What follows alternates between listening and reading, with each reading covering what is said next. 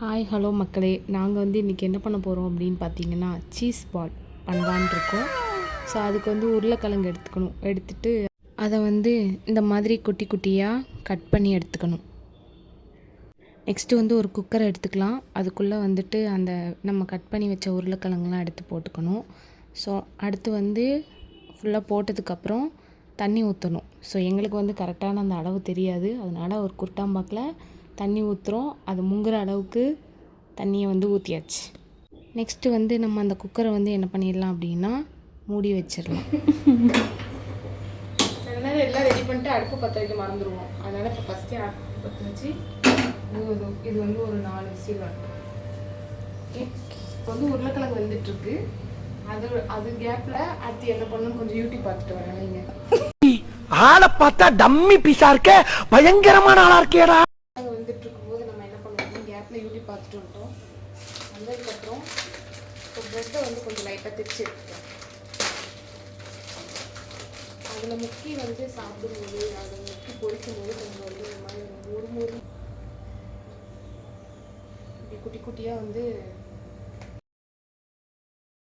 கொஞ்சம் பக்கத்தில் வா, அப்போந்தான் என்ன மாதிரி செஃப் எப்படிலாம் பண்ணுறாங்க அப்படின்ட்டு பார்க்குறவங்களுக்கு தெரியும். ப்ரெட்டெல்லாம் நம்ம பிச்சு போட்டாச்சு. ஸோ இதை மிக்சியில் வச்சு ஒரு சுற்றி நம்ம எடுத்துகிட்டு வந்துடலாம். என்ன மாதிரி செஃப்புக்கே இந்த நிலமைன்னா நீங்களாம் கொஞ்சம் பார்த்து தான் ஹேண்டில் பண்ணணும்.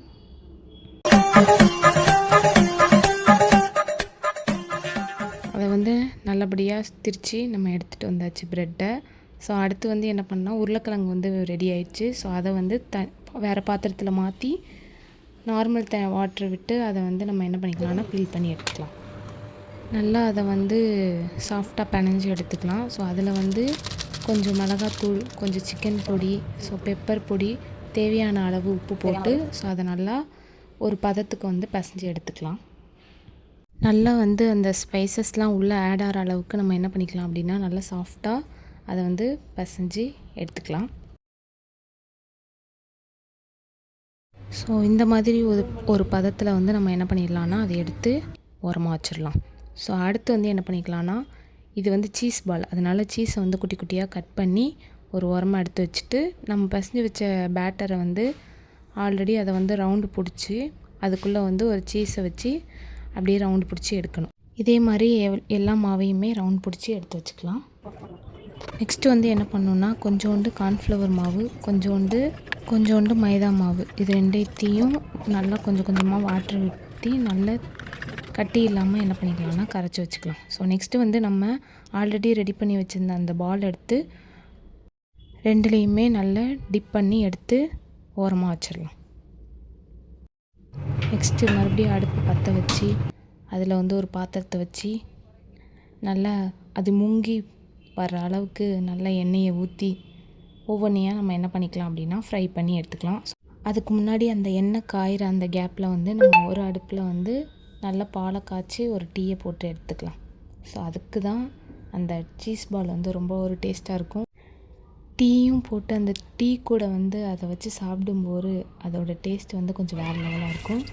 கண்டிப்பாக இந்த ரெசிபி ட்ரை பண்ணி பாருங்கள். நம்ம பேசுகிற கேப்பில் அந்த எண்ணெயும் சூடாயிடுச்சு, அதில் ஃப்ரை பண்ண ஆரம்பித்தாச்சு. ஸோ ஒரு பக்கம் டீயும் கொதிச்சிச்சு, அதையும் இறக்கிட்டு பாருங்கள் ஃப்ரெண்ட்ஸ், சீஸ் பால் முடிஞ்சிருச்சு.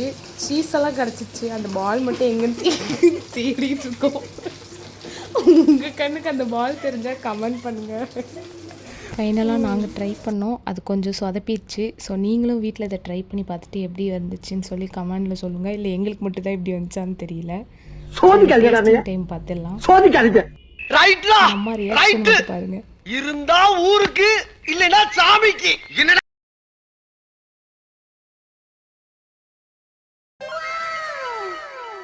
பார்த்தீங்களா ஃப்ரெண்ட்ஸ், சாப்பிட்டு பார்க்காமலே டேஸ்ட்டாக இருக்குன்னு சொல்கிறாங்க. இந்த வீடியோ உங்களுக்கு பிடிச்சிருந்தா லைக் பண்ணுங்கள், ஷேர் பண்ணுங்கள், மறக்காமல் எங்களை ஃபாலோ பண்ணிக்கோங்க. பாய் பாய். ஜாலியா